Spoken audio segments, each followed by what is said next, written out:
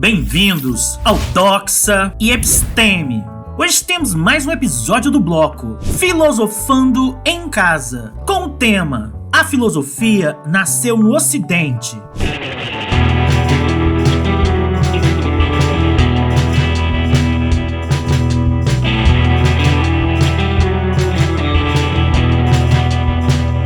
O pensamento filosófico surgiu na Grécia, no século VI a.C., mais propriamente nas colônias gregas, com os primeiros pensadores Tales de Mileto, Pitágoras de Samos e Heráclito de Éfesos. Embora reconheçamos a importância de outros sábios que viveram no Ocidente durante o mesmo período, suas doutrinas não eram propriamente filosóficas. Mas afinal, em que esses sábios se diferenciam dos pensadores gregos? A diferença está no fato que os sábios orientais não se aprofundaram em questões abstratas. Eles se concentravam na formulação de doutrinas que estimulavam a boa conduta, para assim facilitar o convívio harmônico. Em outras palavras, tratava-se de uma sabedoria vinculada a aspectos práticos do comportamento humano, e não propriamente teóricos ou argumentativos. Muitas vezes, esse saber não se desprendia do comportamento mítico-religioso. Em contraposição,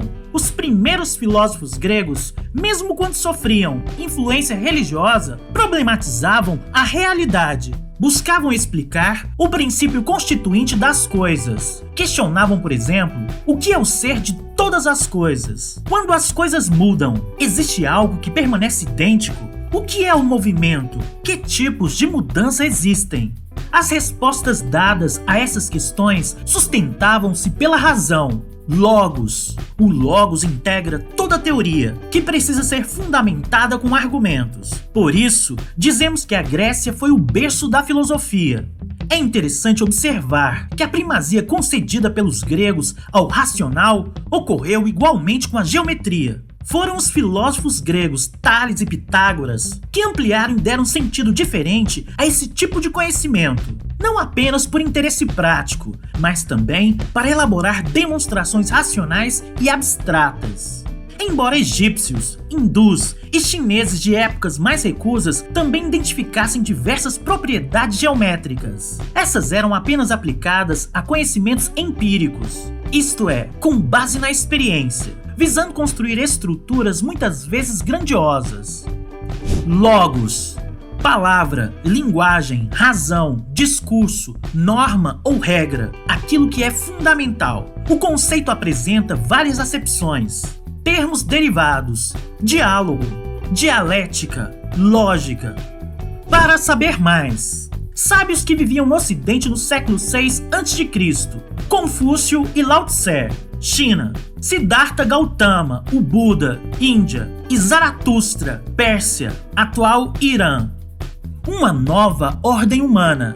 Alguns autores chamam de milagre grego a passagem da mentalidade mítica para o pensamento crítico, racional e filosófico, destacando o caráter repentino e único desse processo. Outros estudiosos, porém, criticam essa visão simplista e afirmam que a filosofia na Grécia não foi fruto de um salto, de um milagre, realizado por um povo privilegiado, mas o coroamento de um processo gestado durante muito tempo. No período arcaico, do século VIII ao século VI a.C., a Grécia passou por transformações muito específicas nas relações sociais e políticas, proporcionando a lenta passagem do mito para a reflexão filosófica. A nova visão do mundo e do indivíduo que então se esboçava resultou de inúmeros fatores, analisado pelo estudioso francês Jean-Pierre Vernant. 1. A redescoberta da escrita. Na Grécia, a escrita já existia no período micênico, mas desapareceu no século XII a.C., para ressurgir no século IX e VIII a.C., por influência dos fenícios. Nesse ressurgimento, a escrita assumiu uma nova função. Enquanto os rituais eram cheios de fórmulas mágicas, os escritos passaram a ser divulgados em praça pública, sujeitos à discussão e à crítica. Isso não significa que a escrita tornou-se acessível a todos, muito pelo contrário, já que a maioria da população era constituída de analfabetos. O que ocorria era a dessacralização da escrita, ou seja, da sua desvinculação do sagrado. A vantagem da escrita é que ela fixa a palavra além de quem a proferiu, o que exige maior rigor e clareza, e estimula o pensamento crítico. Desse modo, a escrita traz a possibilidade de maior abstração e de uma reflexão aprimorada. 2. A moeda. Na época da aristocracia rural, a economia grega era pré-monetária, pois a riqueza estava baseada em terras e rebanhos. As relações sociais, impregnadas de caráter sobrenatural, eram fortemente marcadas pela posição social de pessoas, consideradas superiores em razão da origem divina de seus ancestrais. No entanto, o desenvolvimento do comércio marítimo favoreceu a expansão do mundo grego e a colonização da Magna Grécia, sul da Península Itálica e Sicília, e também da Jônia, hoje litoral da Turquia.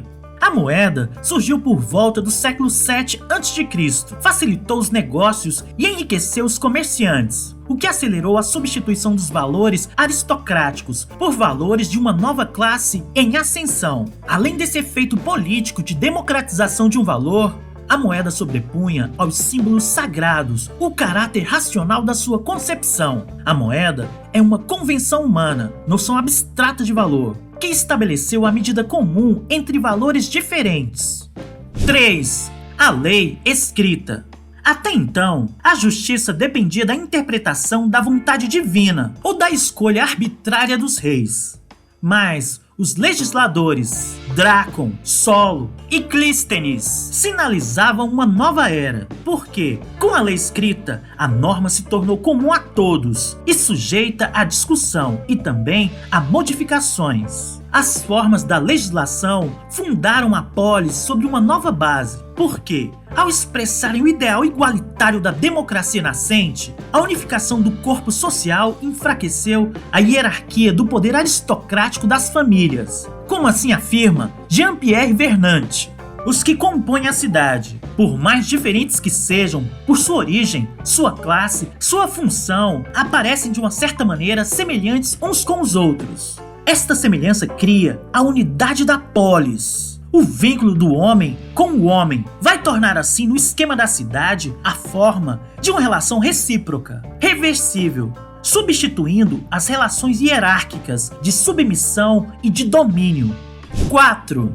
O cidadão da polis. O nascimento da polis, a cidade-estado grega, na passagem do século 8 para o século 7 a.C., foi um acontecimento decisivo.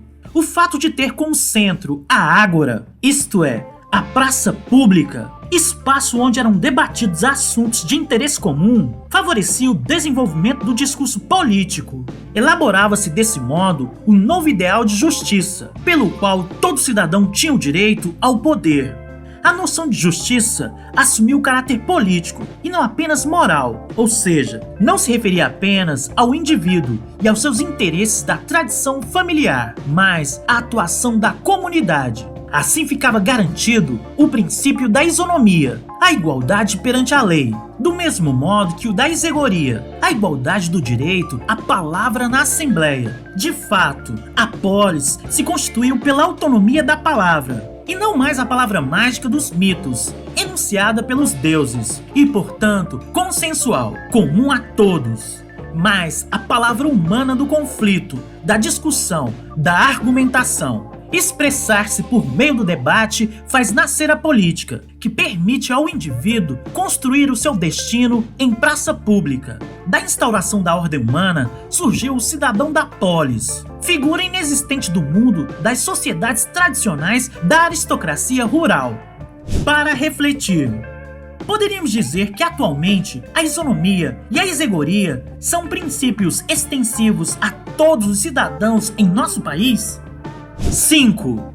A consolidação da democracia. Os regimes oligárquicos ainda não tinham sido extirpados, mas algumas das cidades-estados gregas já estavam consolidados os ideais democráticos, inspirados no modelo de Atenas. O apogeu da democracia ateniense ocorreu no século V a.C., quando Péricles governava. Os cidadãos livres, fossem ricos ou pobres, tinham acesso à Assembleia. Tratava-se de uma democracia direta, em que não eram escolhidos representantes, e cada cidadão participava diretamente das decisões de interesse comum.